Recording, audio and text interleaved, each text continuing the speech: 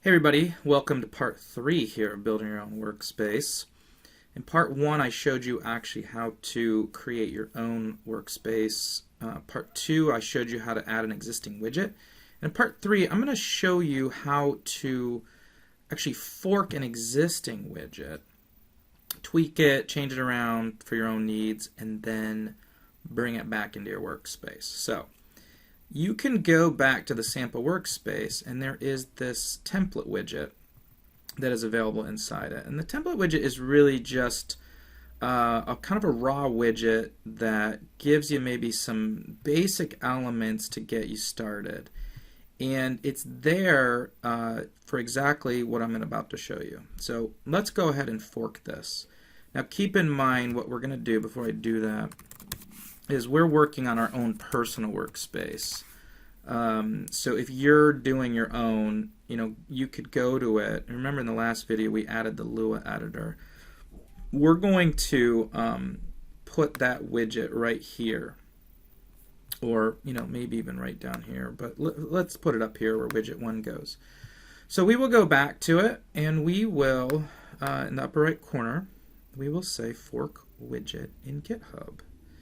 So it brings us to the widget template, and it looks pretty familiar like the other widgets. Remember, these are self-documenting now as long as you use the runme.js script, and we will click fork.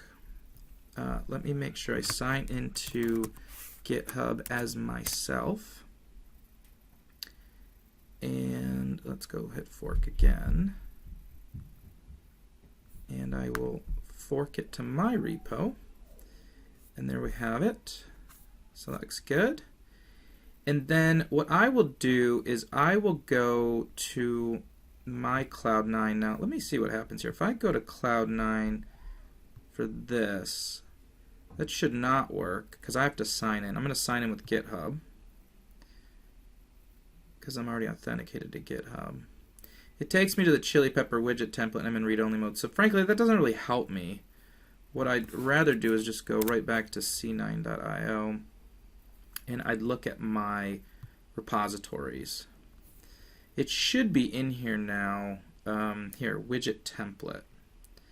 And so that is John Lauer widget template. So I'm going to clone that. Although, you know what? Before I do that, I'm going to actually rename this because I don't want it to be called widget template. I want it to be called widget, let's call it, I know I've been wanting to build a current sensor, so let's call it widget current sensor. How about that? I'm going to do a current sensor to show like sort of an oscilloscope graph for some of the stuff I want to connect. Okay, so widget current sensor, and then just for the heck of it, I will edit this, and I will say a ChiliPeppr widget that shows a live real-time current sensing graph. Okay, save that. And now we should be good to go. That whole README will get regenerated. So we'll go back to repositories. I'm going to hit refresh now because it should not be called widget template anymore. It should be called widget current sensor.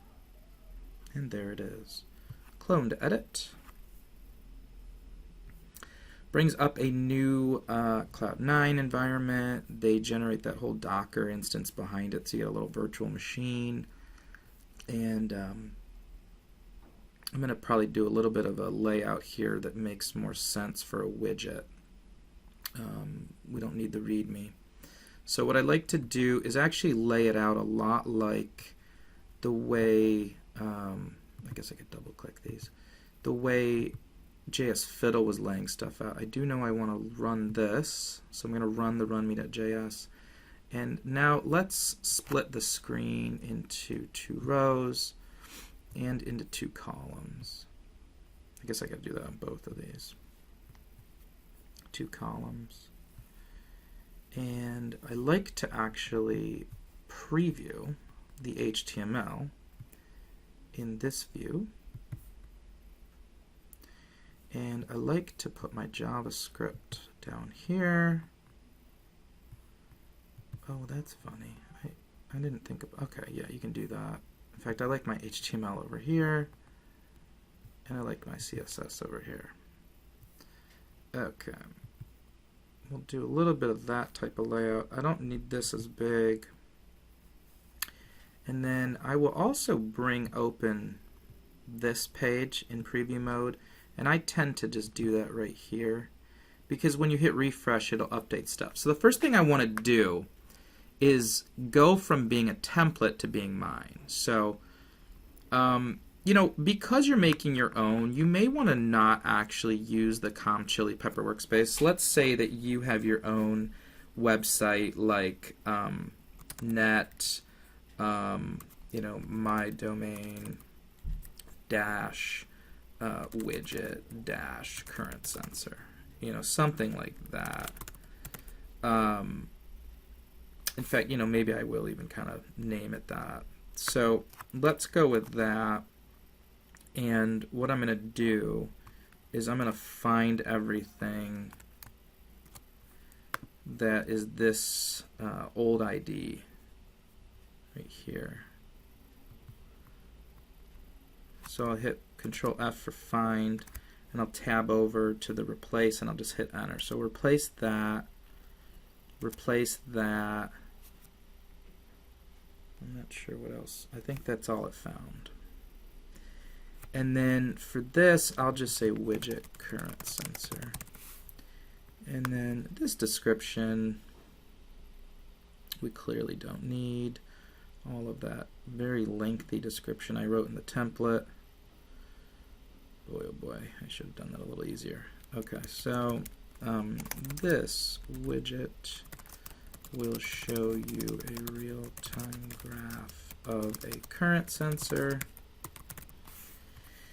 And we don't really need this publish method. We're not going to do any publish, subscribe, or anything like that right now. And then the init function, okay, that's all fairly good. We'll hit save on that. We'll go into the HTML and we'll do an equivalent find on this ID, and we will replace it. So that does that. So that's interesting. ChiliPeppr Widget Template Tab 1. Yeah, we'll swap these out. Why not? And you know, you really need to make sure that these IDs are unique here. Like if you're doing tabs with these full name IDs, because remember, if your widget is going to exist in your final workspace along with other widgets, IDs are global in HTML. So you have got to make sure you swap these out. And that's one of the key items around some of the naming schemes and some of the best practices is make sure that just because your widget runs on its own, once it's brought into the larger workspace, it has got to exist in the larger workspace. Excuse me. Let's make sure up in our test case. Yeah, that looks fine. So I'm going to hit reload from scratch, and it's looking good. Now, these tabs look a little off. So over in the CSS, I've got to do the same thing where I basically swap everything out because I'm referring to the main ID. You know, if you're not familiar with CSS, this main ID maps to this ID here, which is kind of at the top layer. You know, it's the first div inside the body, and really the entire widget is contained inside this div. So for instance, if I added class equals hidden right here and hit save and hit reload, this widget should disappear. So just to give you an idea. Okay. So there's that. Now I want to go and change it from template widget and tab and all that. In fact, I might even get rid of these tabs, but maybe for now we'll leave them. And I want to change the title to be called current sensor. So let's hit reload. Looks good. I don't really think I need a V.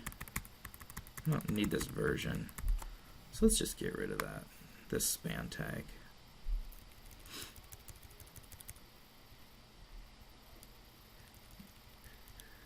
Save that. Okay, and then the say hello button. I don't really even know if I need a button, okay? So for now, what I might do is, that's the chevron up. This is the say hello button. So what I'll do is I'll just highlight that and comment it out. That's just Control / in Cloud 9. And then these tabs, frankly, I really don't need the tabs. I know that I changed those IDs earlier just to show you, but let's just get rid of the tabs. So in the panel body, these nav tabs, you could basically just, right, this is the header, so I deleted that. And then consonant tab 1, I don't even need that. So we will get rid of tab 1, and we'll get rid of tab 2 and tab 3. And then I really just have left a panel body. Reload. Yep. My body. And, you know, for now, what I'm going to do is I'm going to just create a div with a class called, this is where you really want to pick a name that, again, it's not really going to conflict. But what I'll do is I'll call it current sensor graph. And that's a class name. Graph goes here.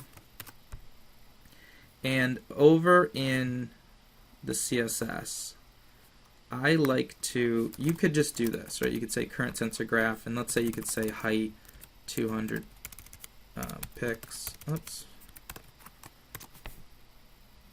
Reload. I think Control Enter does a reload. Yeah. Graph goes here. Maybe we'll give it a border of 1 pix, solid red. Ooh, I accidentally hit Control R. Oh, good, it caught me. No, it didn't catch me. Oh, my bad. A little bit of just a gut reaction there of hitting Control R. I don't need the README. And we'll give it a, or I'm sorry, padding of 10 pix. And in fact, we'll do dashed, and we'll do it 2 pix. And we'll do a border radius of 4 pix, just to kind of have some fun with it. And then I'll hit Control Enter. Okay, looks pretty lame, but so what, right? Okay, so that is fine. But what you kind of want to do in your CSS, just to be very particular, although current sensor is probably pretty safe, is you really should add your ID of your top level objects, so you know that all the CSS you make is not going to conflict with anybody else's, and your widget can live beautifully inside the full final environment. Okay, so there's our current sensor. I think I'm pretty happy with it. I'm going to go ahead and check it into GitHub by hitting refresh, and I will I'll just go back here and sort of reload it just to see, and see all these just nows. That means it got updated. The name's updated. The description, that looks good. Description, name, and then even the load looks correct, right? This is the John Lauer. Okay, so that part's done, and then I want to update this screenshot of it because I'm picky and I like to do updated screenshots. So we'll just do a quick screenshot. In Windows 10, it's Shift Window key S if you have OneNote.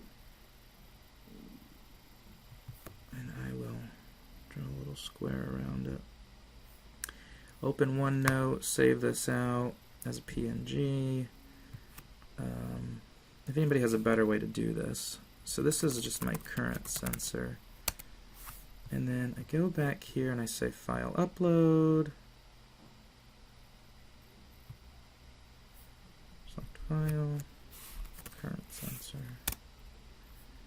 And that uploads it. And then what you got to do is you got to actually delete screenshot, rename this thing we just uploaded to be screenshot, and close this. Now all you do is you regenerate, and it should upload to GitHub. Now sometimes I find that it doesn't work because GitHub doesn't notice the difference in the file, but this time it worked. Okay, there's our current sensor. Okay, now we're going to go back to our workspace we've been working on, John 1. And we got to get it in here. So, I'll just hit refresh again just to kind of reiterate it's not there. And I will go back and edit this workspace in Cloud 9.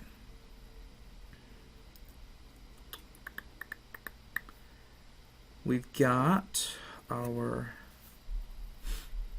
files pulled up here. Let me make sure runme.js is running. Right click and say run. And we'll go to the HTML. That's the center column right here. We'll basically put it right there. And I'm going to just call this, for the sake of being consistent, I'm going to call it net my domain widget current sensor instance. I really like the idea of the dash instance after it. My current sensor widget goes here. That really is just a placeholder for me because it should get swapped in. See that my current sensor widget goes here. And now I will go and I will make another load. So if you recall, I kind of copied this method load. I'll just do it from scratch. So do load my current sensor widget, and I'll close that and I'll say load current sensor widget function. Make sure you put that comma there. Boy, have I forgot that comma there a bunch, and it screwed me over. And then we're going to steal this this load code. If you've watched my other videos, you see that's pretty common practice for me, is to steal the auto-generated code. I'll highlight the code that was pasted and make sure it's sort of indented correctly. What you can do is you can highlight and say Control-Shift-B, and it will format for you. Okay, now this ID is definitely wrong. It needs to be this ID. So we'll steal that, paste that in ZID. Everything else should be fine, including the init, so let's save that. Now, it will not load it yet because we didn't actually ask it to load it from the init method. So we'll go up here and we'll load it right before the Lua editor. What the heck? This.load current sensor widget. Save that. It refreshes, and bada bing, we got ourselves a current sensor widget in there. Look how easy that was. Oh, so beautiful. And it's got the toggle state already, which is a sticky setting, so that if you reload, it kind of puts it back to where you had it as the last time. We're going to go ahead now and hit refresh on this runme.js screen. It should have pushed the files to GitHub, and it looks like it because it's saying 4 files changed. We will open up the GitHub for the workspace. Looks like we got a bunch of just nows in there. That's a good sign. That screenshot's obviously getting a little out of date, but that's okay because that's just a nicety. And we'll go back to our workspace. Again, I'll hit refresh and it won't be there. I'll just keep pointing that out. You gotta say force refresh mode equals true. And by the way, don't overuse force refresh equals true. That does create a cached copy and bloat the ChiliPeppr caching database. And there's our current sensor. So just to show you that sticky setting should be working, I'll hit refresh without the force refresh true. And notice it re-minimizes it for you based on what your last setting was. So that's about all it takes to make your own widget. I probably spend 99% of my time in widgets and making new ones versus like a new workspace. I actually think workspaces are pretty easy to modify. It's really the widget where all that detail work occurs. So for instance, actually getting a real-time graph in here would be a decent amount of work. But have fun making your own widgets off of the ChiliPeppr sample template widget. Enjoy.